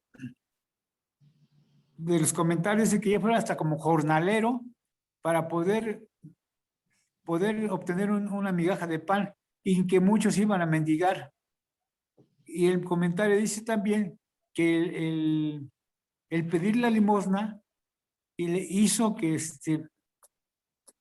pagaran todo lo que habían hecho, por todas las maldades que había hecho la familia de Elí, ¿verdad?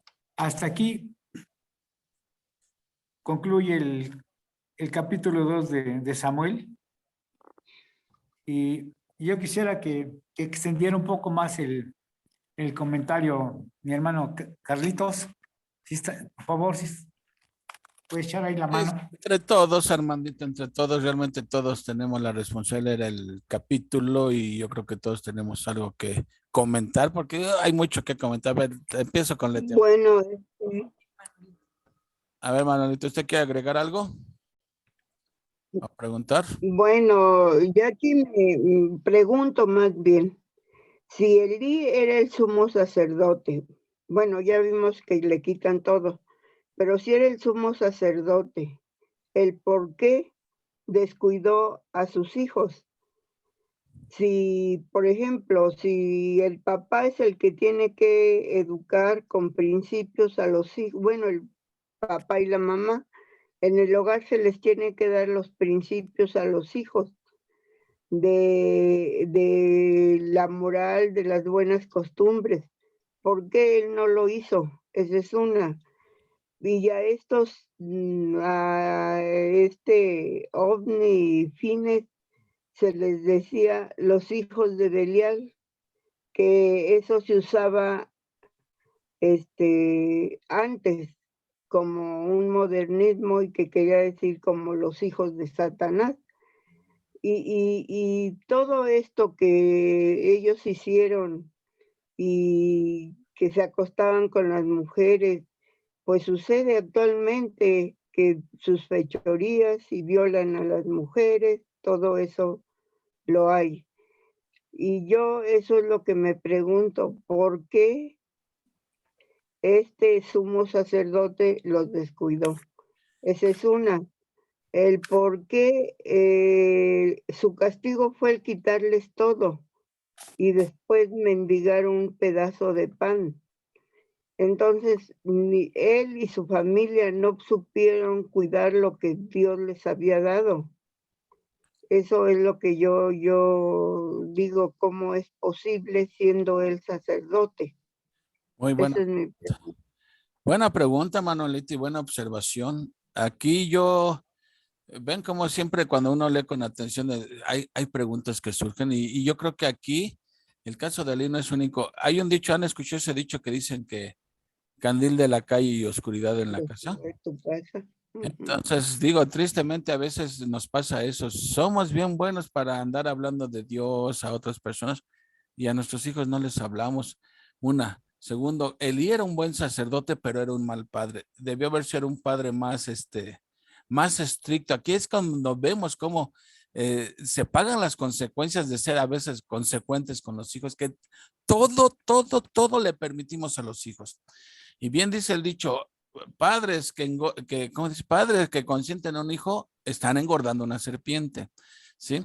Entonces aquí vemos claramente eso, que Elí le faltó ejercer mayor autoridad sobre los hijos, que ya cuando lo quiso hacer ya era demasiado tarde, ya. Cuando los reprende, hijitos, es que la gente anda hablando mal de ustedes, no sean así. No, desde un principio tuvo que haber puesto orden. Y a veces, pues a veces los padres pagamos las consecuencias de no poner límites desde temprana edad. Porque si uno tarda en poner límites a los hijos, entre más van creciendo, más difícil va a ser ponerles los límites. Entonces yo creo que ese fue el caso de Elí. Sí, Debemos tomar en cuenta que Elí tenía una edad avanzada, que ya no estaba dentro del tabernáculo, sino le dejaba las tareas a los hijos. Estoy de acuerdo. Pero a los hijos los tuvo desde que estaban chiquitos. Claro, Manuelita, claro, porque dice la palabra, instruye a tus hijos en el camino y aunque fueran viejos no se apartarán de él. O sea, el principio es que si tú instruyes a tus hijos desde pequeños, estás sembrando la semilla o sea, no es una garantía porque el libro de Proverbios no es promesa, son principios. Que si tú haces lo correcto desde que son pequeños, hay mayor garantía de que van a seguir al Señor de grandes. Pero realmente Elí, estoy de acuerdo con Manuel, no tuvo excusa. O sea, era el sumo sacerdote y todo, pero falló con los hijos. O sea, definitivamente. También tomamos en cuenta que esto sucedió en la etapa de los jueces. Sí, ya ves que lo que vimos en jueces, que era cómo se daban. Una total. Y aquí vino a repercutir hasta en el sacerdocio. Claro, exactamente. Ahora, veo ahí levantada la mano de Brenda y de Betty. A ver, Brenda y luego Betty. Gracias. Bueno, pues ya aquí tengo, ahorita me surgió esto de lo que comentas de Elí, que era buen sacerdote. Y aquí la soberanía de Dios vemos que a pesar de que no fue buen padre, pues le mandó a Samuel, ¿no? Y como que eso fue como un regalo para Elí. A pesar de que no fue buen padre, Dios le mandó a Samuel y tuvo la oportunidad de inducirlo al sacerdocio, ¿no? Entonces también vemos que la soberanía de Dios es infinita, ¿no? Que aunque no merezcamos las cosas, nos las da. Y bueno, pues gracias a Dios. Mi duda aquí también es la siguiente, Juan Carlos, que aunque se me aclaró un poquito ahorita que nos explicó Armandito, porque recordemos que los sacerdotes eran levitas, pero eran descendientes de Aarón, ¿no? Entonces aquí, Samuel sí era levita, pero era del clan de los coatitas. Entonces aquí mi duda es esta. Él llegó a ser sacerdote porque Dios aquí a Elí le quitó ese derecho que tenía porque como descendientes de Aarón, porque si sabemos que Elí sí era descendiente de Aarón, por lo que dice aquí la escritura, pero Samuel sí era levita, pero era del clan de los coatitas, según Primera de Crónicas, lo que leí. Entonces aquí mi duda es esta, ya Dios aquí le quitó a Elí ese derecho de que todos los descendientes de Aarón fueran sacerdotes, o no sé si estoy bien o mal, Juan Carlos, esa era mi duda. También otra duda para aprovechando, en el versículo 27, cuando dijo, vino un varón profeta. Aquí comentábamos que Samuel fue el primer profeta, bueno, fue el sacerdote y el primer profeta. Sí fue así como me dijiste. Entonces aquí decía Armandito que el varón podría ser un profeta. Más bien no podría ser un ángel mandado por Dios. Estas son mis dudas. Pues ahora sí me la echaste de sexto año, Brendis, honestamente. ¿Tú podrías responder eso, Armandito? Sí, en un comentario dice que fue un profeta. No menciona su nombre, pero fue una persona. Fue una persona que vino a indicarle por medio de la profecía, por medio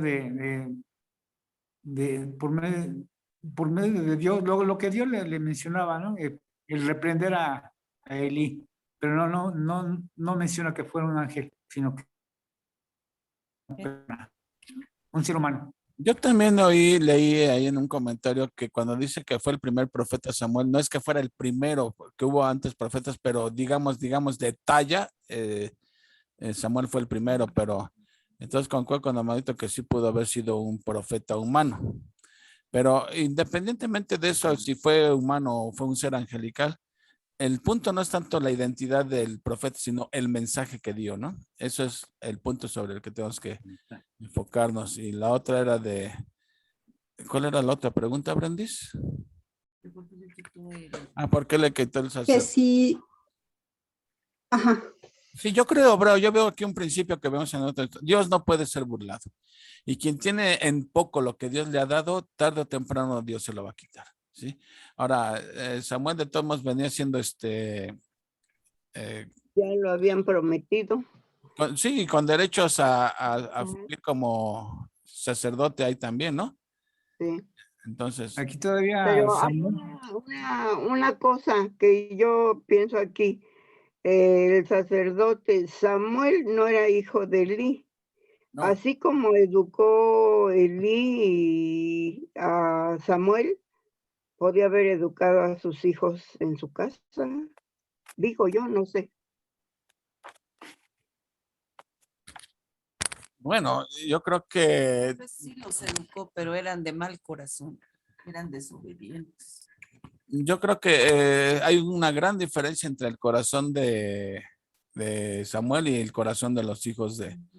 Quizá, por un lado, yo creo que Elí no hizo lo suficiente como padre. Y por otro lado, aunado a esto, los hijos eran de corazón duro.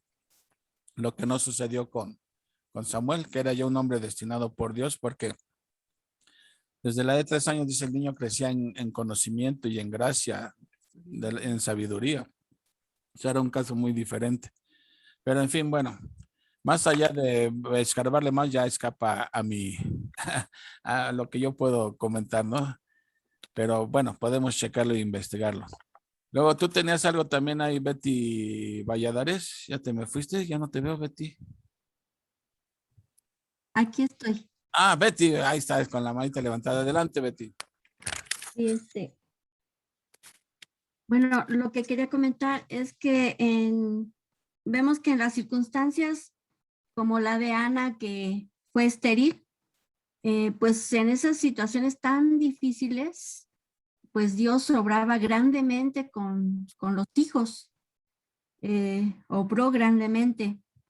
Y aquí vemos que esta Ana tuvo una fe grande, y con un amor grande al grado de que ella ofreció a su hijo al Señor, y al ofrecérselo, pues ella sabe que va a crecer en la palabra de Dios y que va a ser la mejor educación que va a poder tener. Y bueno, otro comentario que vemos aquí a Elí, que aún con títulos, las personas pueden fallar. Claro. Siendo Elí un sacerdote, pues no, o sea, no está exento de que no pueda fallar. Y aquí podemos ver varios factores. Probablemente fue que él no valoró el que le diera cierta instrucción, él ya conociendo la palabra de Dios, que no los instruyera en la palabra de Dios a sus hijos, que no, pues sí, que no le diera el gran valor. Y aquí pues vemos las consecuencias, que lo vemos hoy en día, en nuestros tiempos, que los hijos están pues muy mal. Y no es de que los padres, bueno, tienen cierta responsabilidad, sí, pero muchas veces los hijos tienen un corazón muy duro. Claro. Y aquí no es de que los padres tengan al 100% la culpa. Bueno, ese es mi comentario. No, claro, y estoy de acuerdo. O sea, uno cumple con hacer su parte, pero llega el momento en que ya los hijos crecen y ellos ya toman su propia decisión si quieren o no obedecer al Señor. uno que más quisiera, pero nuestra responsabilidad es cumplir lo que Dios nos pide, que los instruyamos. Ya de grande ellos se desbalangan, bueno, ya pagarán sus consecuencias, ya Dios se hará cargo de ellos, ¿no? Pero como el caso de Lot, nunca les habló de Dios y el día que les habló de Dios, pues no le creían ni tú, Lot, hablándonos de Dios, y a veces es el problema, ¿no? Pero hay responsabilidad tanto de los padres como de los hijos, y como dices tú, a veces el padre sí cumplió, pero los hijos salieron cabecillas también, ¿no? O sea, eso pasa siempre. ¿Tú, Leti? Sí, pues sí, es lo que estábamos viendo, que muchas veces, pues tú como padre, crías y tratas de instruirlos en la palabra, que sean temerosos de Dios, pero ya a determinada edad, como estaban comentando ustedes, ellos toman sus propias decisiones y a veces toman caminos errados, ¿no? Pero nosotros confiamos en Dios de que si hicimos nuestra parte, Dios los va a traer nuevamente al redil, ¿sí? Sabemos que Dios trabaja por medio de pruebas, de experiencias y a veces Dios también lleva a nuestros hijos por caminos en los cuales ellos van a aprender para después recapacitar, confiando en que el Señor los va a traer nuevamente, ¿no?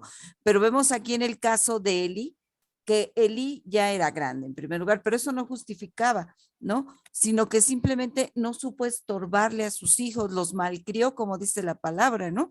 Pero también aquí vemos que por parte de los hijos tenían un corazón malo, rebelde, ¿no?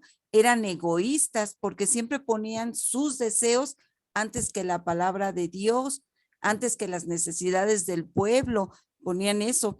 Y también eran lujuriosos, también le daban rienda suelta a sus deseos, ¿sí? Vemos también el contraste entre Samuel y los hijos de Eli.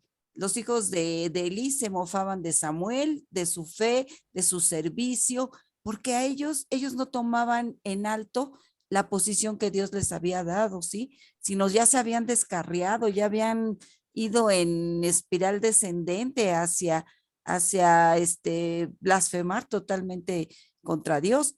Y también vemos que Elí también honró más a sus hijos que a Dios. Y a eso también se le llama idolatría. A veces también podemos hacer de nuestros hijos nuestro ídolo, ¿no? Entonces sí debemos estorbar a nuestros hijos lo más que podamos.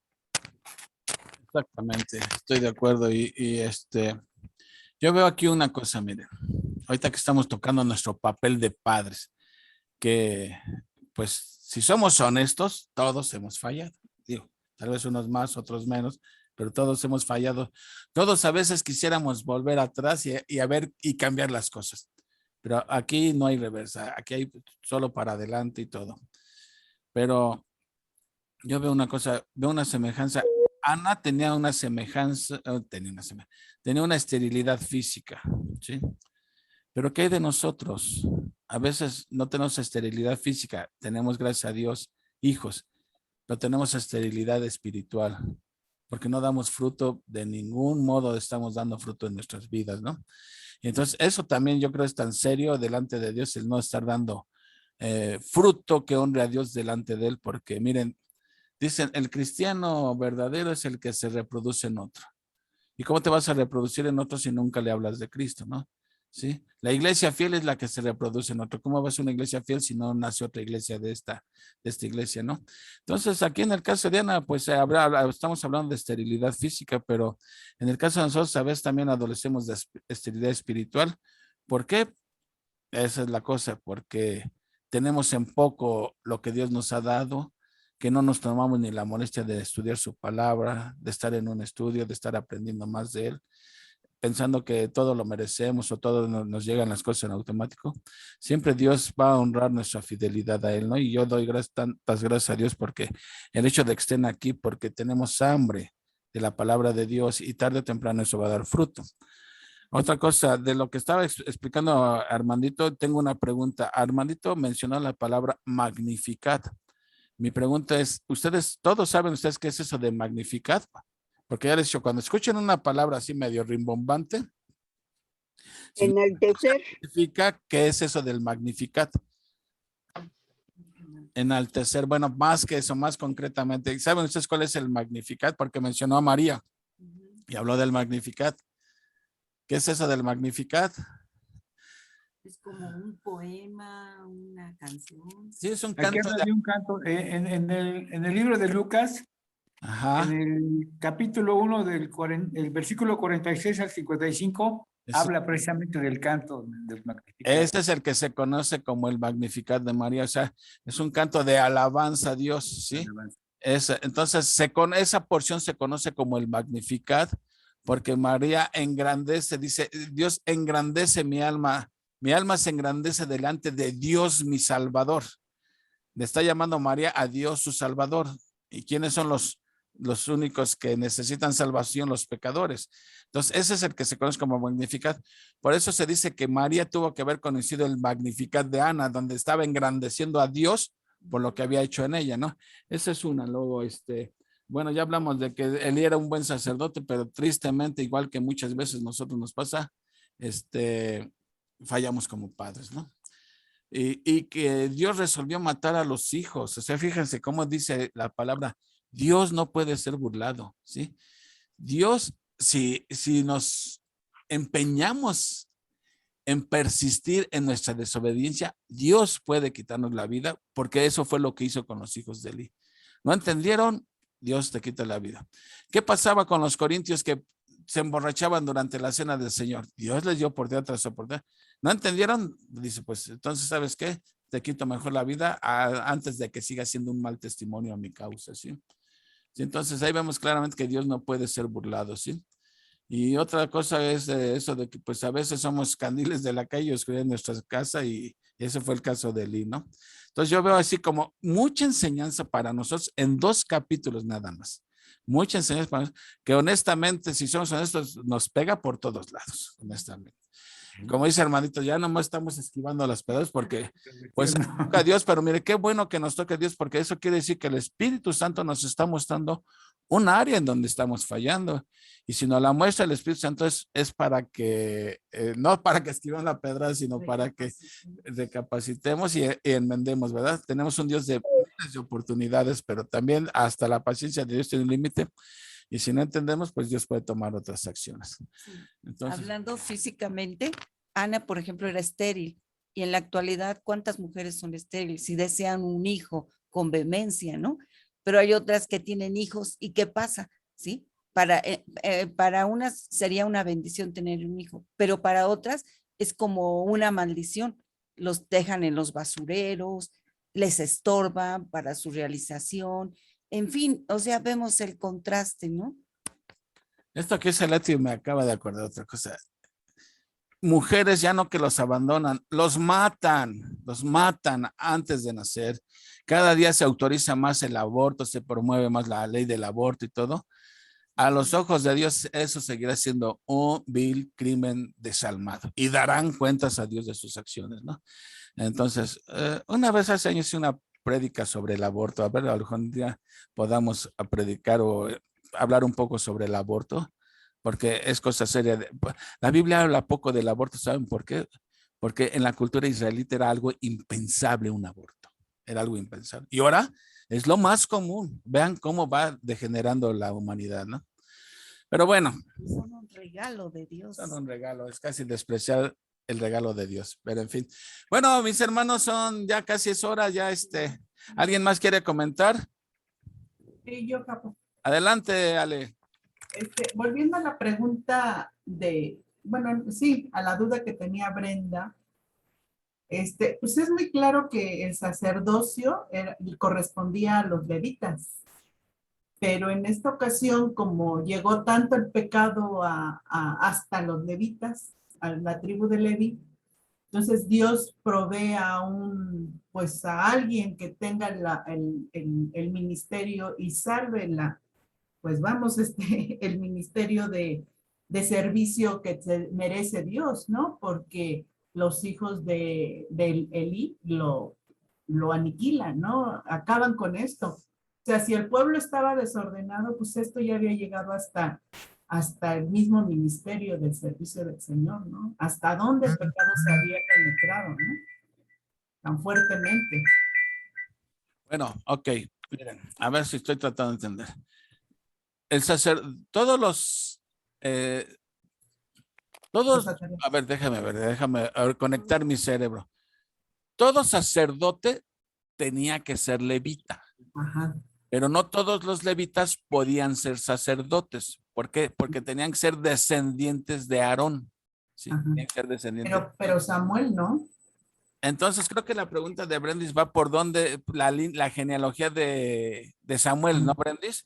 Entonces, Sí. ahí la verdad, ahorita sí podemos checarlo, Sí, sí, podemos checarlo porque creo que es por eso es tu duda, ¿no, Brendis? Si Samuel, sí, porque Samuel es del clan de los cuatitas, que ya ves que los cuatitas sí eran levitas, pero no eran sacerdotes, porque nada más era de la descendencia de Aarón. ok, no, Eso lo vi en Primero de Crónicas, que ajá. dice que Samuel es del clan de los cuatitas. Entonces, yo aquí lo que entendí de Armandito que nos explicó fue que el profeta, bueno, el varón que llegó a hablar con Elí, pues le estaba diciendo que ya le iba a quitar ese derecho que tenían los levitas descendientes de Aarón, porque ya estaban muy corrompidos, ya no había quien podía seguir con esa descendencia, con ese legado.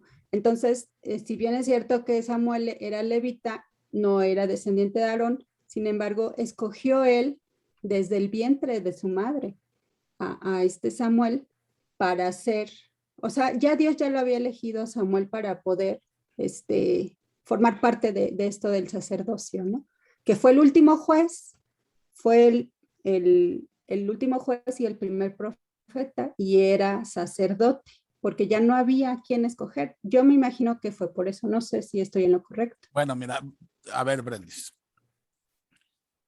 Supongo que asumen que yo no lo puedo saber todo, ¿verdad? Supongo que asumen. Si lo supiera todo sería Dios. Pero miren, vamos a una cosa. A ver, Brendis, esto es para ti. ¿Tú te acuerdas de Mike Shine?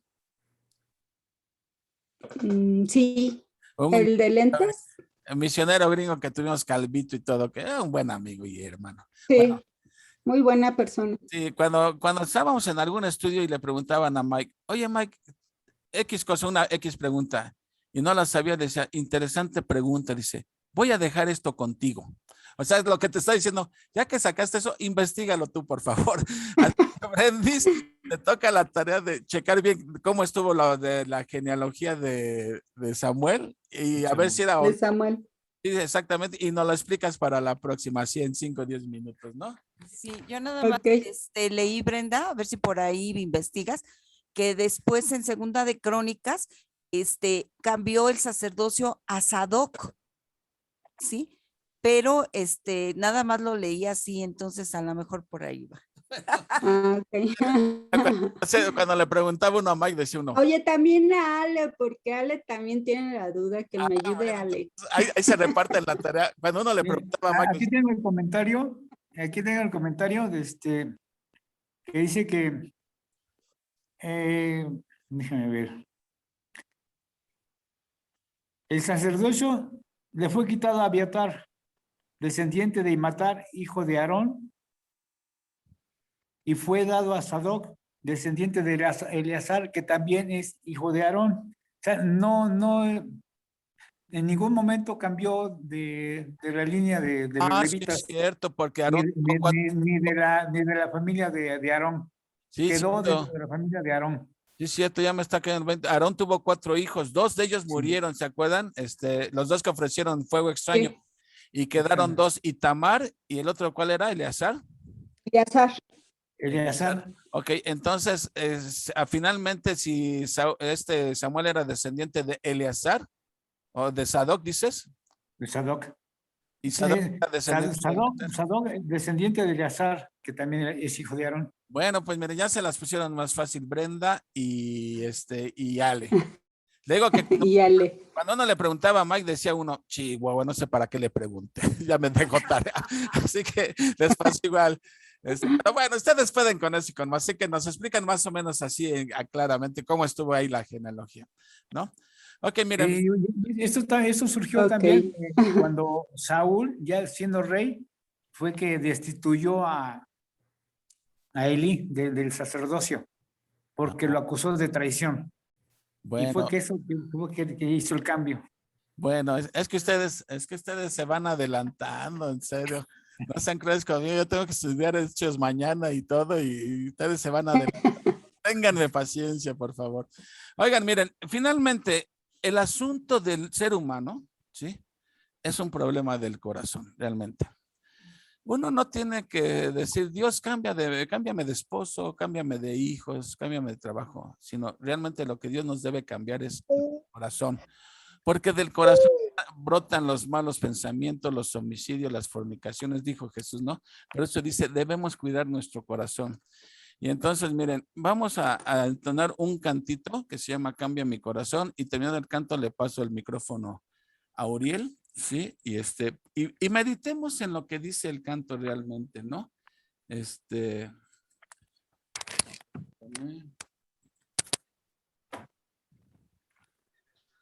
A ver, esperen.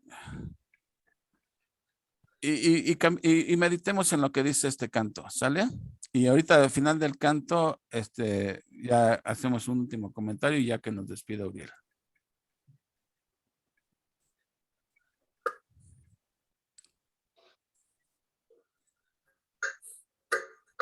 ¿En qué tono es, hermano?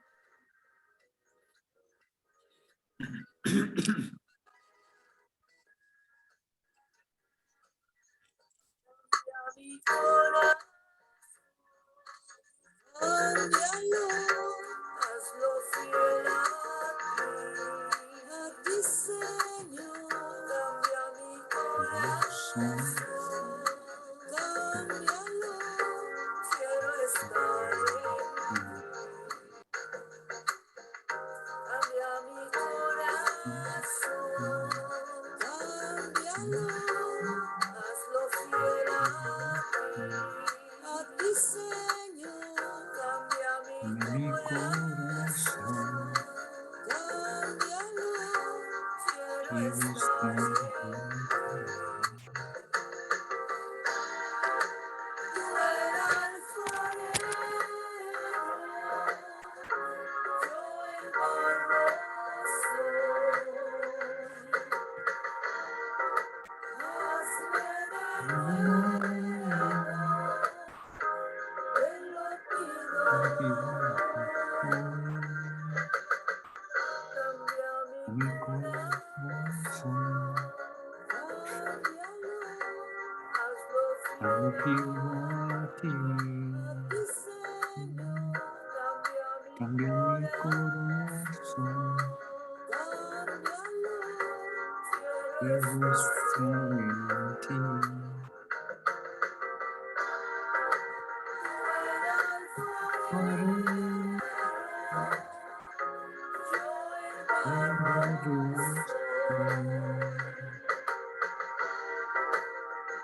Hazme de nuevo,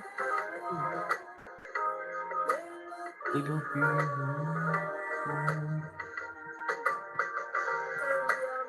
Cambia mi corazón,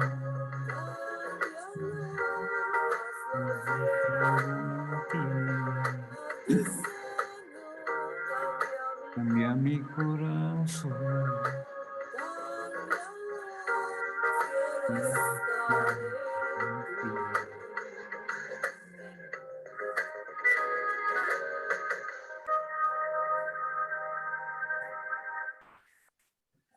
Realmente, mis hermanos, ese es el problema del hombre, nuestro corazón. Por eso dice la Biblia ahí en Jeremías, dice, engañoso y perverso es. ¿Sí me están escuchando? Sí.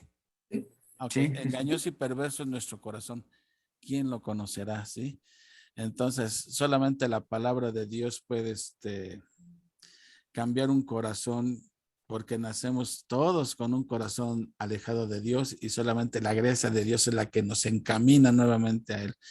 Así que, y este corazón que tenemos cada uno de nosotros merece o requiere irse cambiando día con día, día con día, hasta que lleguemos a la plenitud, a la estatura de un varón perfecto que es nuestro Señor Jesucristo. Bueno, te paso el micrófono, Urielón. Dice Pati que está fallando su internet. ¿Sí me escuchan?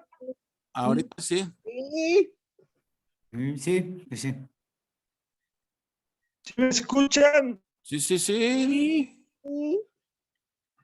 Sí, sí, sí, sí. Si me escuchan, a ver si Brenda puedes orar, hermanita. De acuerdo, Urielito. Adelante, Brendis. Da gracias por esta noche, please. Ok. Muy bien. Bueno, pues Señor y Padre Celestial, cuántas gracias te damos por tanta bondad y tanta misericordia. Señor, gracias por permitirnos empezar este nuevo libro en donde vamos a adquirir nuevas enseñanzas, nuevos aprendizajes, Señor. Bendito eres, Señor, porque a pesar de que nuestro corazón es perverso y engañoso, Señor, tú nos has redimido, tú nos has perdonado, Señor, tú nos levantas a cada momento, Padre Celestial. Gracias por tu amor, por tu misericordia, por la soberanía, Señor, que tienes en nosotros. Bendito seas, Padre, porque aunque fallamos, tú estás con nosotros y nos das la mano. Siempre nos cobijas, Padre Santo. Siempre permites que moremos bajo tu sombra, Señor. Nunca nos abandonas.